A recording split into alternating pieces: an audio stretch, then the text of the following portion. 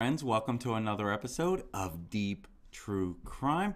I'm Manny Rodriguez. In today's episode, I want to cover the Alex Murdaugh mystery. The trial is going on right now, and they just released an August 2021 interview that was played in trial. So during this interview, some of the inconsistencies in his story are coming out. And so I want to share with you how his story isn't lining up with what the cops say are facts around this case. Let's go ahead and dive into what we know at this time.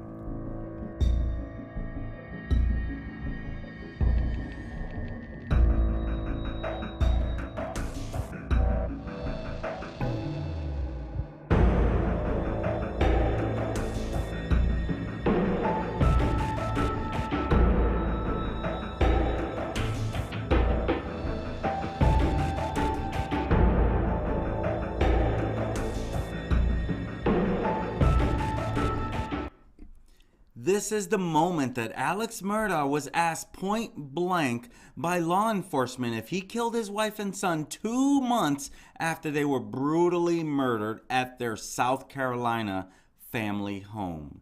This tense interview, which had never been seen before, was played for the jury at the double murder trial just yesterday on Wednesday, which would have been February 15th. Now, Murdaugh, he was quick to deny killing his wife and son and remained still with his arms crossed, as you can see right here, and his legs crossed, as you can see, as he asked police if he was a suspect in the slayings. And here is this interview from August 2021, which also revealed a host of discrepancies in Murdaugh's story compared to what he told police on the night of the murders and a few days later on June 10th. His tale also differed from what other witnesses have told the jury in this case that is currently going on as we speak. And Murdaugh, he sobbed as the South Carolina Law Enforcement Division, their special agents, were confronting him on things. And here you can see in this image, Special Agent David Owen confronted him about evidence that proved that he was at the crime scene minutes before his wife and son were murdered. The interview culminated in Owen asking Murdaugh, "Did you kill Maggie? Did I kill my wife? No." That's what he responded. "Do you know who did?" That's what Owen asked back. Murdaugh responded that he did not. Now, when Owen asked if he killed Paul or knew who did, Murdaugh said no again. The video of the interview was then paused, and the state asked Owen, who was testifying on the stand, if Murdaugh was a suspect at this point. He was the only known suspect at that time. Yes, that's what Owen had shared while he was on the stand. Now, Murdaugh, he faces up to life in prison if he is convicted of killing his wife, Maggie, and their 22-year-old son, Paul, whose bodies were found June 7, 2021, near the kennels on the family's estate. Now, Murdaugh, he is denying that he has anything to do with this double incident. In the video shown in court, Owen told Murdaugh his timeline does not match up and established that he knew he changed clothes on the night of the murders and that family guns had been used to do this to his wife and son. One of the most significant revelations in the August 2021 police interview, which was heard for the first time to the jury, was that Murdaugh had repeatedly denied being at the dog kennels with Maggie and Paul shortly before they were shot. He says he was nowhere near that dog kennel. There were inconsistencies with the timeline of when Murdaugh left his law firm that day and the reason that Maggie was called home from the family's beach house. As I've shared, if you've been following this on my channel, I shared about how Maggie was kind of like almost told, "You need to come here," from him. He also told police that he was at his mother's house that evening for much longer than her caregiver had testified. Owen himself testified it wasn't one inconsistency, it was several inconsistencies within a period of time that were repeated. He added that the investigation found no credible leads to lead them to anyone other than Murdaugh. Prosecutors claim that Murdaugh shot his wife and son to death at the dog kennels on the family's property around 8:50 p.m. on the night of June 7, 2021. Now, he claims that he was asleep at the house and went to visit his mother when he woke up. He said he was there 45 minutes to maybe an hour. Something along those lines. But his mother's caretaker, Shelley Smith, she said something else. She was there that night. And she told the court earlier in the trial that he was only there for around 20 minutes, not the 45 minutes to an hour that he said he was there. And to back up that it was only 20 minutes, the data around his SUV supported that theory. Now, in my recent video of this Murdaugh case, I talked about the truck's data, kind of throwing in some, hey, he's lying type things. After a year of trying to figure out that data, they finally had something.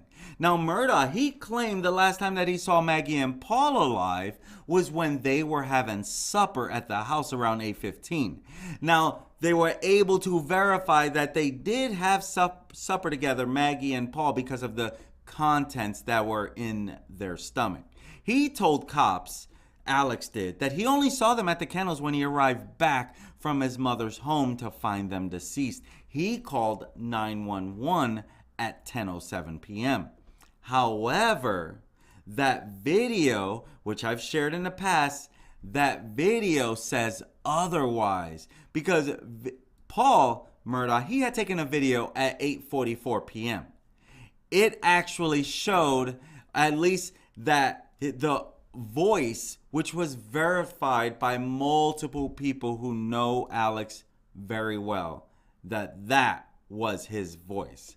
And so they, according to someone who grew up with Alex basically and knows him very well, he said there is no doubt that that voice is of Alex Murdaugh. And so now we continue to wait to exactly see what other things are going to come out, right? Because truth is that it has been proven he was at that kennel. Now, another friend of Paul's, Will Loving, similarly testified that he was positive he could hear Alex's voice in the video. And so that, along with Rogan Gibson, who described the Murdaughs as his second family, said he was 100% certain he could hear Alex's voice, along with those of Paul and Maggie. So multiple people verified that that was his voice in Paul Murdaugh's video. And so, yet, when Agent Owen confronted Murdaugh with this information, he was denying it, right? He continued to deny it. He said he was not there at that time. But when confronted, he just stuck to his story. And Agent Owen, he said, I've got information that Paul was on the phone and Maggie was there as well. And so this is a big moment to crack the defense and a move on the prosecutor's part. Because obviously he is facing up to life in prison. So he is, of course, he is fighting for his life. I don't know, maybe he thought he would easily get away with this, but allegedly the cops believe that he is the person that's involved. And so Owen, he said, I've got information that Paul was on the phone and Maggie was heard in the background and you were heard in the background. That's what he said to Alex Murdaugh. Murdaugh, he interjected, Rogan Gibson asked me if I was up there. He said he thought it was me. He continued at 9 o'clock. No, sir, not in my time. Not if my times are right. So that's what he was sharing about that. Now, Owen said that Murdaugh had called him on July 28th with questions about the investigation and asked if he could get belongings, including his golf clubs, from his 2021 Chevrolet Suburban because he was about to go on vacation. Owen testified that he wanted to question Murdaugh again, but Alex wouldn't meet right away, so the interview was set up for August 11th. And during the video, Owen was asked to describe Murdaugh's reaction when he told him family guns had been used in the killings. He testified nothing. When Owen asked Murdaugh when he changed his clothes, he claimed he didn't remember. Owen said the 7:38 p.m. Snapchat video on Paul's phone showed Murdaugh in a blue shirt and khaki pants. But Murdaugh was wearing a white t-shirt and cargo shorts when police later arrived on the scene. I guess I changed when I got back to the house. Owen also asked Murdaugh why he called and texted Maggie before leaving Moselle for his mother's house, but did not go down to the kennels to check on her. Owen said Murdaugh had mentioned earlier that Maggie was supposed to accompany him to Almeida to visit his mother. But Murdaugh said in the interview, he couldn't recall those plans. Murdaugh's account is also substantially different from the testimony given by Maggie's sister just a couple days ago. Marianne Proctor told the court that he chatted to her sister on the phone while driving at around 4 p.m. Maggie told her that Alex needed her to come home to the hunting estate because his father's health was declining. Proctor added that she encouraged her sister to go back. And you can see in this image, this is Agent David Owen holding up the cargo shorts. And this is also the shoes that he was wearing. And this is Agent Owens in this image. And so now Marianne Proctor, this is Marianne Proctor. She's the one that told the court that Murdaugh did not seem scared that the murderers could still be out there and seemed more intent on clearing his son's name following a drunken boat crash 2 years before. Now, 3 weeks into the South Carolina attorney the disgraced South Carolina attorney double murder trial, prosecutors have called dozens of witnesses offering wide-ranging and sometimes disjointed testimony. Jurors, they have heard from the investigators who found the bodies of Murdaugh's wife and son, and technicians who discovered gunshot residue, tested dozens of ammunition casings, and cracked open cell phones to get videos. They have heard from betrayed law firm employees, heartbroken friends, and a man whose insurance settlement was stolen after his mother, the Murdaugh's family's housekeeper, died in a fall at their home. Rest in peace, Gloria Satterfield. And if you've been following my channel, I've shared a bunch about that. Now, following the murder trial, Murdaugh will have to face more than 100 additional criminal charges, ranging from drug trafficking to allegations that he stole nearly $9 million from clients and other attorneys. So he is going to be going through the legal system for quite some time, unless he just comes clean, speaks it all, and I'm sure there's probably going to be a book on him.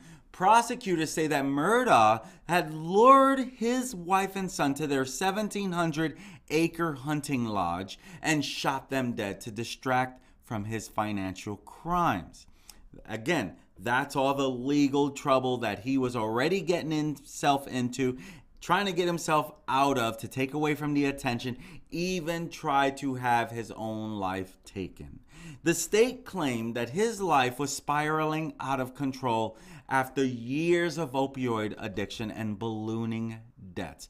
But Murdaugh pleaded not guilty in June, and his defense team says it is inconceivable that he would do this to his wife and son so brutally.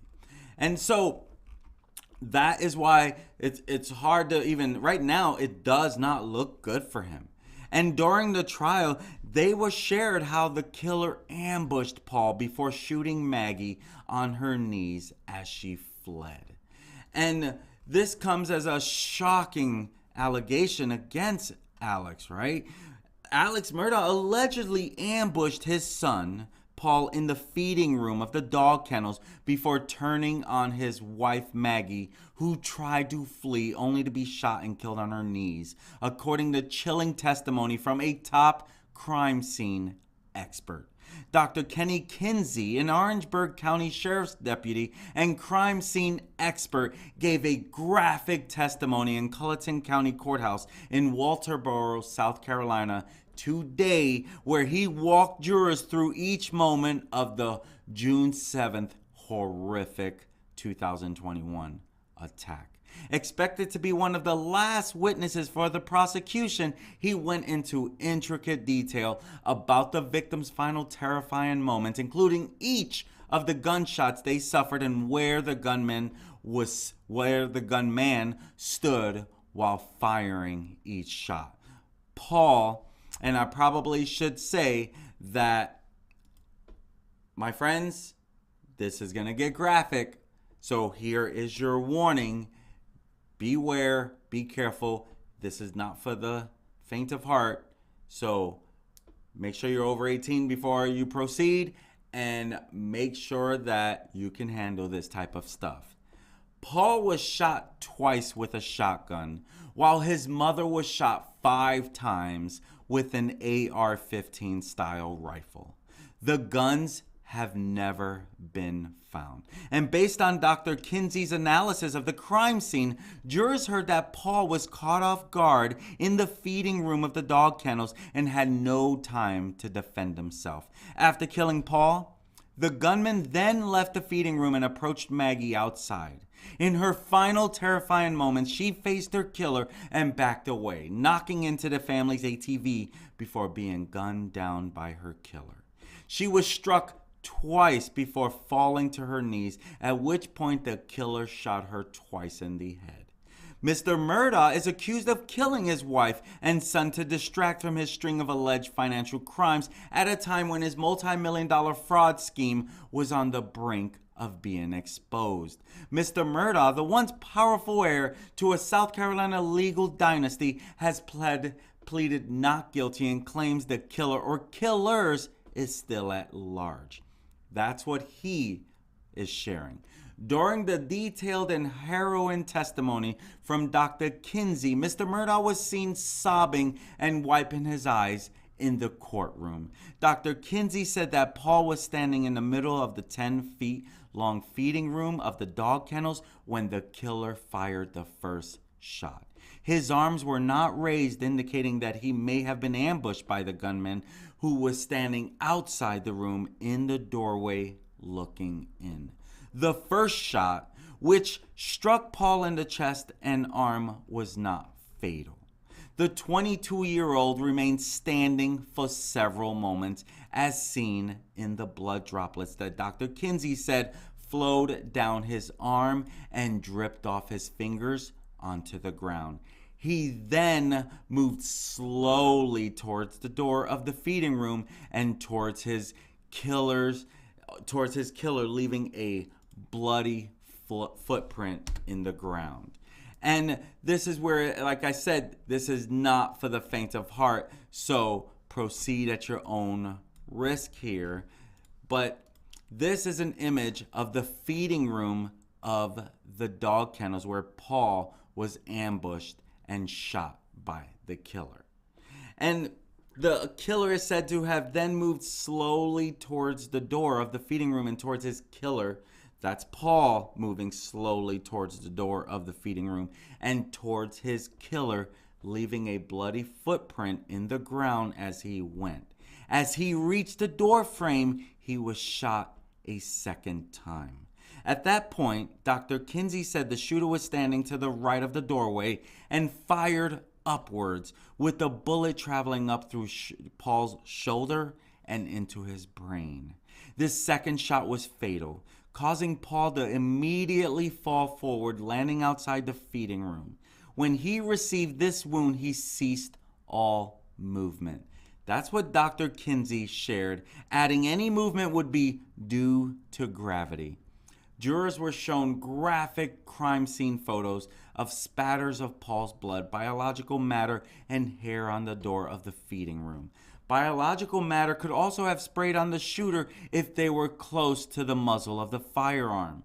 The crime scene expert testified that there was no way the gunshot wounds were self-inflicted and no way that the shooter fired them from above. He also said that the shots were not fired at point-blank range.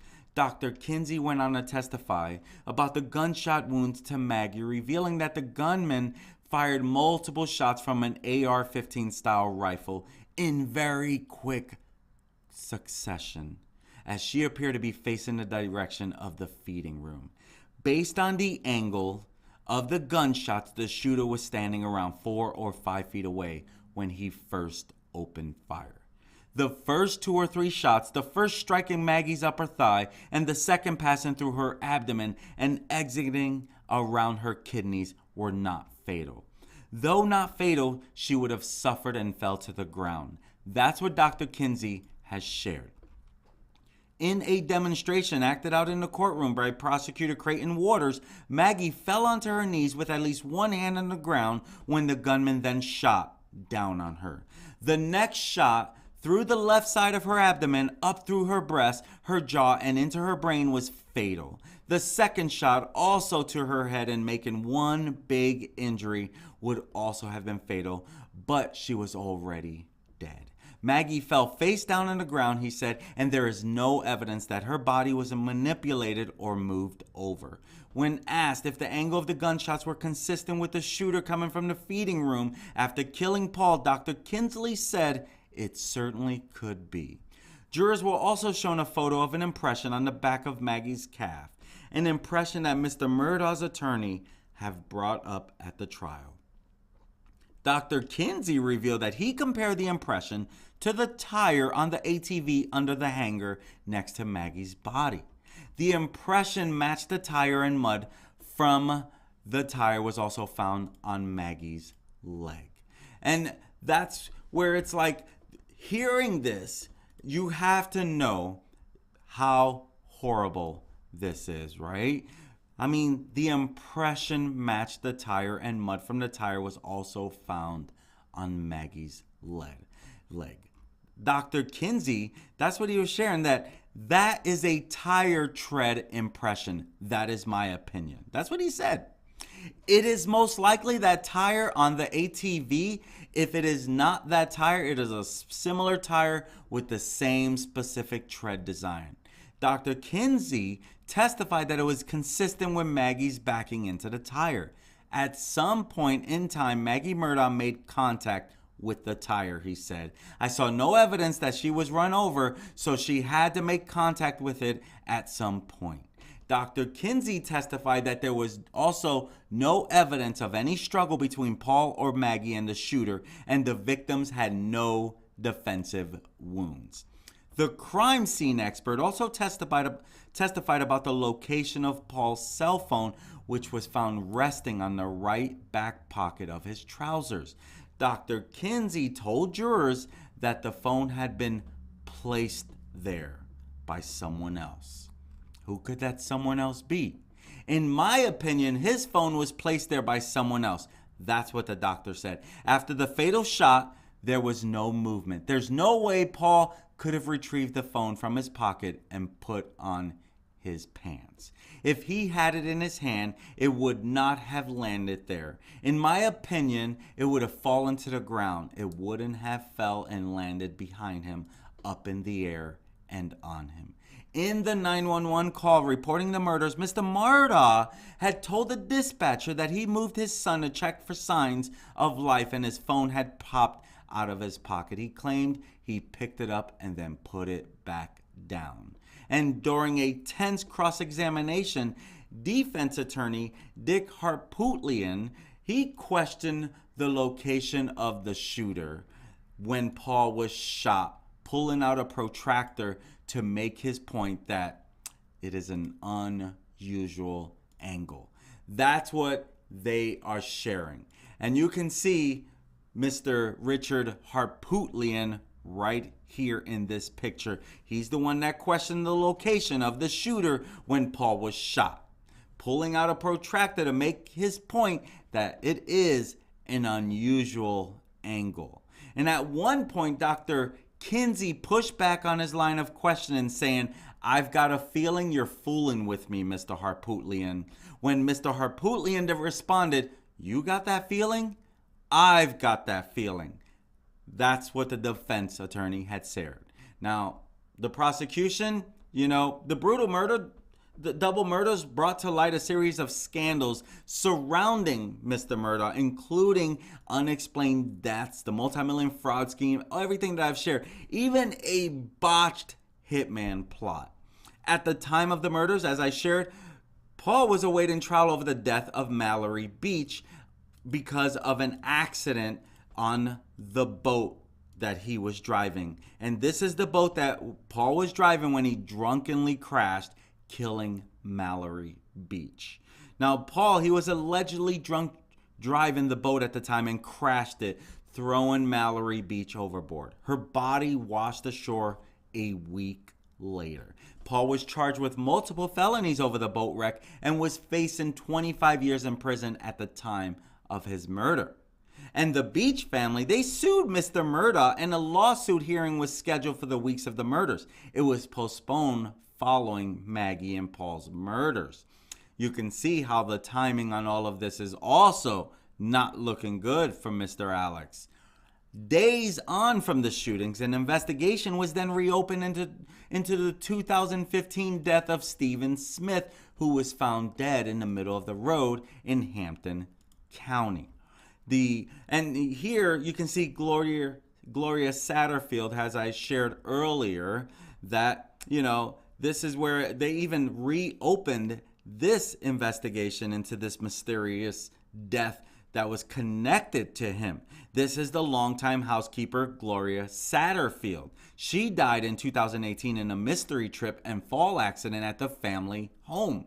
Now, Mr. Murdaugh then allegedly stole around $4 million in a wrongful death settlement from her sons. Then, 3 months on, Mr. Murdaugh was suddenly shot in the head along the side of a road, which then later found out was his cousin, Smith, that did that, Mr. Smith. And so that's when a lot of things, he survived that and called 911, claiming that he was ambushed in a drive-by shooting while he was changing a tire on his vehicle. But that story about the incident quickly unraveled. 1 week later, on September 13, he confessed to law enforcement that he had orchestrated the whole saga, paying an alleged hitman to shoot and kill him in an assisted suicide plot so that his surviving son Buster could get a $10 million life insurance windfall. That's why it's like, doesn't look good overall at all in a lot of this, because even this right here, after the shooting, an investigation was then reopened into the 2015 death of Stephen Smith, who is pictured here. He is the one that was found dead in the middle of the road in Hampton County. The openly gay teenager, rest in peace, only 19 years old. He had suffered blunt force trauma to the head, and his death was officially ruled a hit and run. But the victim's family have long doubted this version of events, with the Murdaugh name cropping up in several police tips and community rumors. So it literally was all going downhill. And so when he confessed to the drive-by, he told investigators that he had paid Curtis Eddie Smith, a former law firm client, distant cousin, and allegedly his drug dealer, to carry out the shooting. Both he and Mr. Smith were then arrested and charged over that incident.